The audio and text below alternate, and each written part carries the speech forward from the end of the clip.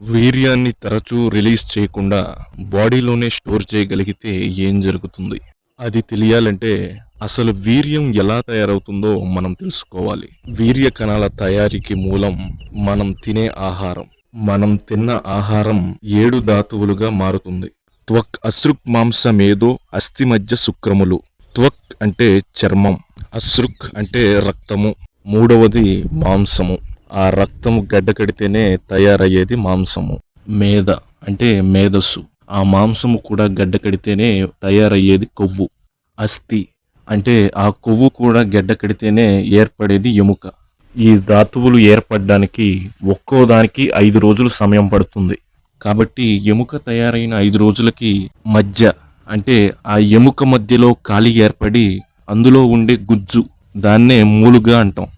చివరిగా ఈ 6 ధాతువుల సారమే మగాడిలో వీర్యంగా, స్త్రీలో రజస్సుగా మారుతుంది.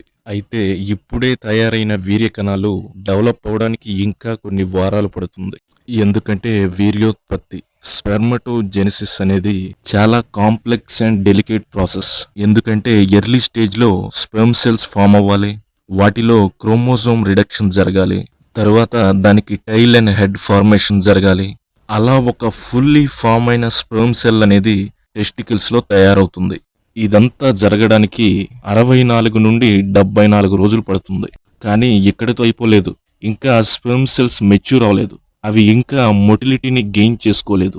ఒక యావరేజ్ మెయిల్ పర్సన్ ఎప్పుడైనా ఎక్కడైనా సరే 2 మిల్లీలీటర్స్ నుండి 5 మిల్లీలీటర్స్ ఆఫ్ సెమినల్ ఫ్లూయిడ్ ని రిలీజ్ చేయగలడు.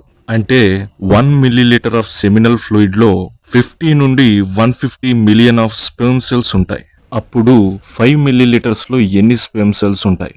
సరే, మనం హై ఎండ్ లో ఉన్నామని ఊహించుకుందాం.